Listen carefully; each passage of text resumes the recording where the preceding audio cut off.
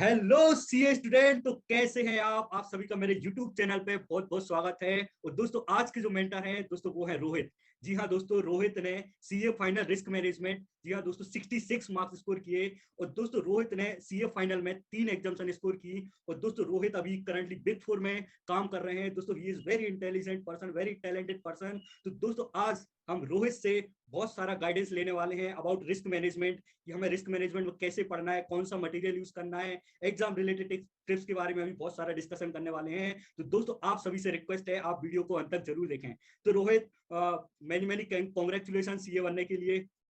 Thank you Arpan, thank you and thank you for such kind words.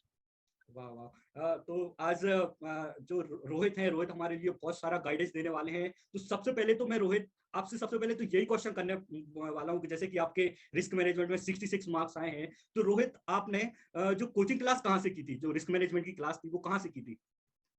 मैंने coaching Sanjay Saraf sir से करी थी और मैंने पूरी जो स्टडी मटेरियल था वो भी संजय सराफ सर का पूरा यूज करा। वाह वाह वाह, ग्रेट ग्रेट। तो रोहित, मैं अगला क्वेश्चन ये पूछना चाहूंगा कि जो यूट्यूब पर भी बहुत सारे लेक्चर मिल जाते हैं रिस्क मैनेजमेंट के, तो आपने यूट्यूब पर भी कुछ रेफर किया था क्या उसके लिए, रिस्क हाँ हाँ, मैनेजमेंट के जैसे कि लिए? जैसे क्विक रिवीजन के लिए अपने पास आरएम के लेक्चर्स नहीं होते अवेलेबल जनरली। तो जैसे ओके शिवम पालन सर है, पीए मॉन्क ओके। जो उसमें है वो है, और फिर बहुत सारे एक एनआईआरसी सीआईआरसी के काउंसिल के जो टीचर्स हैं वो भी अच्छा मटेरियल प्रोवाइड कर देते हैं यूट्यूब पे, तो वो लास्ट मिनट पे हेल्पफुल रहता है रिवीजन के लिए। वाह वाह वाह, ग्रेट ग्रेट। तो दोस्तों मैं भी बताऊं, मेरे भी रिस्क मैनेजमेंट किया दोस्तों जनवरी 21 में 71 मार्क्स आए थे। तो दोस्तों अगला क्वेश्चन जो रोहित से, रोहित अभी जैसे कि एग्जाम के लिए ओनली 20 दिन ही बचे हुए हैं, तो आप क्या एडवाइस करोगे जो स्टूडेंट हैं उनके लिए, क्या एडवाइस करोगे कि इन 20 दिन में रिस्क मैनेजमेंट को कैसे पढ़ना चाहिए? देखिए, रिस्क मैनेजमेंट में बहुत ज़्यादा ऐसा कवरेज या फिर नॉलेज के बेस पे नहीं है, बस आपको पता होना चाहिए कि कौन-सी चीज़ कहाँ ढूँढनी है। Okay. This is the right fact, क्योंकि आप जैसे एफआर हो गया, एसएफएम हो गया, उसमें आपको नॉलेज बेस्ड क्वेश्चन ज़्यादा आपको कवरेज ज़रूरी होता है। लेकिन आरएम में आपको अगर ये पता है कि मुझे नॉलेज तो ज़रूरी है, लेकिन कहाँ पता है कि अच्छा यहाँ पे ये चीज़ मुझे मिल जाएगी, तो वो बहुत ही बेनिफिशियल है कि राइट मोमेंट पे राइट चीज़ मिल जाए। या रोहित, हाँ वही मैं बोल रहा था, जो बैक बेंचर वाली टेक्निक, जो अपन चीटिंग करने वाली टेक्निक, जितने अच्छे से अपने से बनेगी उतना अच्छे से अपन कर पाएंगे। तो ये अपने लिए रोहित ने बहुत अच्छा बनाया कि अपने लिए नॉलेज तो जरूरी है, पर उससे ज्यादा जरूरी है कि कहाँ कौन सी चीज है, जितना जल्दी ढूंढ पाएंगे वो बहुत ज्यादा हेल्पफुल होने वाला है। तो रोहित, मेरा अगला क्वेश्चन ये है कि आपने मटेरियल जो कौन कौन सा यूज किया था, और आप कौन सा मटेरियल एग्जाम में लेके गए थे? मैं मटेरियल तो आईसीआई पे स्टिक करता हूँ हमेशा। मैं बहुत ज़्यादा अच्छा डिफर नहीं करता आईसीआई के मटेरियल से। बट हाँ, मैंने संजय सराफ सर का एक इंडेक्स आता है जो स्टार्टिंग में रहता है, जिसमें सारे एब्रिविएशन, शॉर्ट टर्म, कौन-कौन सी डेफिनेशन कितनी बार कहाँ पे दे रखी है, वो सबका एक क्रक्स रहता है वहाँ पे। तो वो बहुत ही अच्छा हेल्पफुल अच्छा। रहता है कि आपको क्विकली गो थ्रू करने के सिलेबस के लिए एंड टाइम पे, ताकि आप पता कर पाएँ कि आपने अच्छा this question belongs to this chapter. वाह वाह, ग्रेट ग्रेट। तो रोहित, मेरा अगला क्वेश्चन यही है कि आप कौन सा मटेरियल एग्जाम में क्या क्या लेके गए थे, जैसे कि आप आईसीआई का स्टडी मटेरियल, जो आपने इंडेक्स बताया, और क्या क्या चीज आप एग्जाम में लेके गए थे? और उसके बाद एक छोटा-सा इंडेक्स मैंने बनाया था, जिससे कि अच्छा। कौन-सा वर्ड कितनी बार कहाँ पे डिफाइन हो रहा है। जैसे वाह वाह। एक कंट्री रिस्क करके टॉपिक है जो 2-3 चैप्टर्स में डिफाइन हो रहा है, तो अब इसको डिफाइन करना कि अच्छा ये वर्ड 3 जगह डिफाइन हो रहा है, तो वो अच्छा। आखिरी में बहुत हेल्प करता है। वाह, ग्रेट ग्रेट। तो ये, और उसके अलावा भी आप कुछ मटेरियल लेके गए थे कि जो इंडेक्स वगैरह, एसएफएम का कुछ मटेरियल लेके गए थे, एसएफएम की फॉर्मूला सीट, या फिर और कुछ जैसे नहीं, नहीं, आईपीसीसी नहीं। का कैपिटल, वो भी नहीं लेके गए थे? और जैसे कि नहीं, आईपीसीसी का बिल्कुल। कैपिटल बस्टिंग ये चैप्टर होता है, इसके लिए आप लेके गए थे कि नहीं? नहीं, नहीं, नहीं, इसकी तैयारी पहले ही कर ली थी, जब एक बार गो थ्रू कर रहे थे। तो अच्छा वो अच्छा। जब इंडेक्स पे लिखा था छोटा-सा, उसको वहीं लिख लिया था कि अच्छा ये इसके लिए ये चीज़ें करना ज़रूरी है। तो वो इंडेक्स में ओके छोटा-सा मैं सब कर लिया था। Okay okay. रोहित, तो मैं आपको बताना चाहूंगा, जब मेरे भी रिस्क मैनेजमेंट में 70 आए थे, तब मैं आईपीसीसी का जो कैपिटल बस्टिंग चैप्टर है उसका मैंने प्रिंट निकलवाया था, और उससे एक क्वेश्चन आ गया था। और जो मैंने अरे! इंडेक्स यूज किया था वो कुसालो था ना, बहुत अच्छा इंडेक्स था। हाँ, और एक एबीसी एनालिसिस करके भी, मतलब पूरा जो अल्फाबेटिकली बिल्कुल इंडेक्स था, वो भी मैंने बिल्कुल, यूज बिल्कुल, किया हाँ। था। हाँ ये, और एक मैं वही फॉर्मूला इंडेक्स सीट था। भी लेके, हाँ फॉर्मूला बिल्कुल, सीट भी बिल्कुल, लेके बिल्कुल। गया था। हाँ। तो रोहित, अब मेरा जो अगला क्वेश्चन है कि आपने जो स्टडी मटेरियल होता है रिस्क मैनेजमेंट का, उसकी आपने रीडिंग कितनी बार की थी, कैसे पढ़ते थे, हाईलाइट कैसे करते थे, इसके बारे में थोड़ा सा जानना चाहता था। मैंने एक्चुअली बहुत ज़्यादा रीडिंग नहीं करी है, बट एक बार ओके क्लासेस देखी है, फिर जब अपने को 6 मंथ्स का टाइम मिलता है पढ़ने के लिए, तो उसमें मैंने बस एक बार जब लेक्चर्स रिवीजन देख रहा था मैं, तो एक बार साथ में क्विकली पढ़ने पलटा था कि क्या हो रहा है, और फिर ओके। एक बार देखा उसके बाद, और फिर जस्ट लास्ट में फिर एग्ज़ाम के बाद ही उठाया था कि हाँ भाई अब पढ़ना है थोड़ा-सा। तो 1-2 बार देखा था, उससे ज़्यादा नहीं देखा था मैंने। वाह वाह वाह, वो भी great just great great. Lectures के साथ चलते-चलते बस। अच्छा, ये आपने किया था। और रोहित, अगर मैं अपना बताऊं, मैंने एक्चुअल में रिस्क मैनेजमेंट की क्लास किसी भी टीचर से नहीं ली थी। मैंने क्या, एक टेलीग्राम पे एक हाईलाइटेड मॉड्यूल करके था, तो वो हाईलाइटेड मॉड्यूल मैंने पीडीएफ ली और पूरा अपना जो मॉड्यूल था उसके लिए पूरा हाईलाइट कर लिया था। ये मेरे लिए एग्जाम में बहुत ज्यादा हेल्पफुल हुआ और इंडेक्स से भी जो बढ़ रहे थे वो कीवर्ड मेरे लिए देखने में बहुत ज्यादा हेल्पफुल हो जाया करते थे। तो रोहित मेरा जो नेक्स्ट क्वेश्चन है, आपने टेस्ट सीरीज और जो क्वेश्चन पेपर है इनको कैसे, मतलब कितने पेपर सॉल्व किए थे, कितनी प्रैक्टिस की थी? आरएम के लिए तो मैंने ऐसे कोई टेस्ट पेपर्स लगाए नहीं थे। बाकी पेपर्स के लिए मैंने लगाए थे, लेकिन आरएम के लिए मैंने जनरली बस पास्ट पेपर्स देख लिए थे एक बार कि अच्छा क्या ट्रेंड चल रहा है, कैसे पूछते हैं, कैसे चल ओके रहा है। बाकी इससे बस हो ओके। गया था इससे ज़्यादा। और आपने ऐसे क्वेश्चन भी मतलब ट्राई नहीं किए कि मतलब जो डायरेक्ट क्वेश्चन होते हैं, मतलब एक बार ढूंढ के भी नहीं देखा कि अपन को मिल रहे हैं इंडेक्स, एक बार सर्च करने की भी प्रैक्टिस की थी कि नहीं? नहीं, एक्चुअली मैं सच बताऊँ तो नहीं करी थी बिल्कुल भी। अच्छा बस अच्छा। एक क्या था कि एक बार जैसे पेपर दिख रहा था, तो पेपर देखते टाइम तो तब देख ही लेते हैं ना कि एक बार अच्छा ये पूछ रहे तो अच्छा मैं देख पाता हूँ कि नहीं देख पाता हूँ। तो बस वो अच्छा एक्चुअली अच्छा। वो हुआ था, उसके बाद तो नहीं देखा था, सिर्फ़ पेपर एग्ज़ाम में ही देखा था फिर से। वाह वाह ग्रेट। शायद तक जो रोहित आपका एक्सपीरियंस और मेरा एक्सपीरियंस थोड़ा सा डिफरेंट इसीलिए क्योंकि आपने क्लास की थी और मैंने क्लास हाँ, नहीं की थी, तो मैंने सबसे ज्यादा फोकस तो मतलब जो पेपर थे उन पर बहुत ज्यादा फोकस किया था। मैंने क्या किया था, अच्छा, जितने भी आईसीआई के पेपर थे उनका प्रिंट निकाल लिया था और फिर इंडेक्स से ढूंढने की प्रैक्टिस की थी, क्योंकि मुझे पता था कि अल्टीमेटली अपन को एग्जाम में वही करना है। तो मैंने सबसे ज्यादा बराबर। फोकस इस पे ही किया था। हाँ, तो अगर आपने इसे क्लास नहीं की है तो आपके लिए ये बहुत ज्यादा हेल्पफुल होने वाला है दोस्तों। तो और एक चीज और मैं आप पूछने वाला हूँ कि एग्जाम से मतलब एग्जाम से जब 4-5 महीने पहले अपन जब प्रिपरेशन करते हैं, तब आपने उस टाइम पर रिस्क मैनेजमेंट को कैसे पढ़ा? उस टाइम मतलब जो सेल पढ़ा हुआ, क्लास में पढ़ा हुआ, क्लास के साथ साथ कैसे नोट्स बनाते जाते थे आप? जो लास्ट टाइम में पढ़ते वैसे एग्ज़ाम्स के पहले? नहीं नहीं, आप हाँ, जैसे 4 महीने पहले जब अपन को ऑफिस से छुट्टी मिलती है उस टाइम अच्छा, पर अच्छा, आपने अच्छा। कैसे पढ़ा था? Yes yes. उसके उसमें तो सिर्फ़ एक बार क्विक रिविज़न लेक्चर्स जो पुराने अपडेटेड रहते हैं, जो लेटेस्ट वाले अपन देखते हैं, तो वो ओके देख लिए। तो उसके साथ क्विकली अपन एक बार मॉड्यूल को गो थ्रू कर जाए कि भैया हाँ, मुझे ये कॉन्सेप्ट की क्लैरिटी है कि अच्छा ये मीनिंग क्या होता है, क्या होता है ये? ताकि आप ढूँढ पाएँ ओके अच्छे से कि अच्छा ये चीज़ मैंने यहाँ पढ़ी थी, ये चीज़ मैंने यहाँ पढ़ी थी। ओके, सो दैट इज और ग्रेट। आजकल के पेपर में थोड़ा एनालिटिकल वाला पोर्शन भी आ गया है। तो वो जस्ट ओके। कॉपी पेस्ट नहीं माँगते, वो एटलीस्ट आपको थोड़ा-सा एक अपना एक पर्सपेक्टिव देने का बोलते हैं कि आप क्या समझते हैं इससे। तो आई थिंक ओके। वो थोड़ा कॉन्सेप्ट क्लैरिटी से हेल्प करता है। या तो एक चीज रोहित आपके हिसाब से ये भी करना चाहिए कि अपने लिए आईसीआई की सजेस्टेड भी देख के जाना चाहिए कि आईसीआई को बिल्कुल, कैसे आंसर चाहिए, ये बहुत ज्यादा हेल्पफुल बिल्कुल। होगा। बिल्कुल, बिल्कुल, वाह बिल्कुल। क्योंकि आखिरी में वाह। वही आपको सीए बनाते हैं और वही गवर्निंग बॉडी है, तो या, बिल्कुल। या, या तो ये बहुत अच्छा बताया रोहित ने। तो रोहित मेरा एक और जो क्वेश्चन है, जैसे बहुत सारे लोग डरते हैं, रिस्क मैनेजमेंट एक बहुत भारी सा शब्द लगता है, जैसे कि लोगों को हाँ, लगता है कि इसमें बहुत भारी भारी कॉन्सेप्ट हैं, प्रोबेबिलिटी है। तो रोहित मेरा ये क्वेश्चन है कि मतलब इसमें ऐसा है क्या, बहुत ज्यादा भारी सब्जेक्ट है या फिर नॉर्मल, मतलब ज्यादा डरने की बात नहीं है सब्जेक्ट से? नहीं एक्चुअली अगर आप फाइनेंस को थोड़ा-सा अगर आपका इंटरेस्ट है फाइनेंस में, तो आप इसके ओके साथ गो थ्रू कर सकते हैं। ये बहुत एफएससीएम जैसा बहुत थियोरेटिकल भी नहीं है, बट आपको ये ओके। फाइनेंस की अच्छी नॉलेज दे देता है। तो आई थिंक वाह जिसको वाह। भी फाइनेंस में बहुत इंटरेस्ट है, तो वो उसके लिए बहुत ही लर्निंग वाला टॉपिक रहेगा ये। ओके। हाँ, जैसे कि रोहित मैं अगर एज पर मतलब अपने लिए मार्क्स के हिसाब से कहूँ कि जैसे हमें तो यार मार्क्स स्कोर हुँ, करना है, जिसमें अच्छा मार्क्स आएगा वही इलेक्टिव लेंगे। तो मेरे हिसाब से तो ये बहुत अच्छा स्कोरिंग सब्जेक्ट हो जाता है, क्योंकि मॉड्यूल सिर्फ 200 से 250 पेज का है और बहुत वो जो बराबर। क्वेश्चन भी आते हैं बिल्कुल डायरेक्ट डायरेक्ट क्वेश्चन आ जाते हैं। तो ये बिल्कुल, अपने लिए बिल्कुल, आई बहुत एग्री। ज्यादा हेल्पफुल हो जाता है। हाँ, पर कभी कभी क्या होता है, कभी कभी लक फैक्टर भी मैटर कर जाता है, कभी कभी टफ पेपर आ जाता है।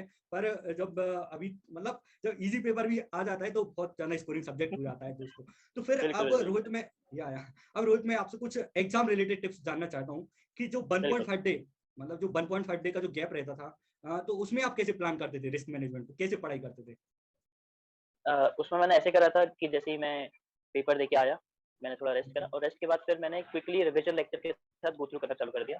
क्योंकि आप पहले ही थके हुए रहते हैं और क्योंकि बोर्ड ग्रुप देने के बाद आप ऑलरेडी थके हुए रहते हैं, तो इसलिए आप थोड़े-से थ्योरी पढ़ने में बहुत ज़्यादा आपको दिक्कत हो सकती है। तो जस्ट क्विकली आप रि वीडियो लेक्चर्स देख लीजिए, उसको 1.5 अपने को पता ही है, अपन लोग सब 1.5 के नीचे देखते नहीं कोई भी। तो उसको देख लीजिए और फिर जस्ट क्विकली गो थ्रू कर लीजिए और फिर एक अपने हिसाब से जो भी इम्पोर्टेंट मार्क्स कर रखा था मैंने, जैसे ये ओके टॉपिक सर्टेन टॉपिक जिसमें मुझे डिफिकल्टी होती है, उसको मैंने एक बार देख लिया था कि अच्छा ठीक है, मैं ओवरव्यू ले लेता हूँ ताकि कुछ छूटे ना मुझसे।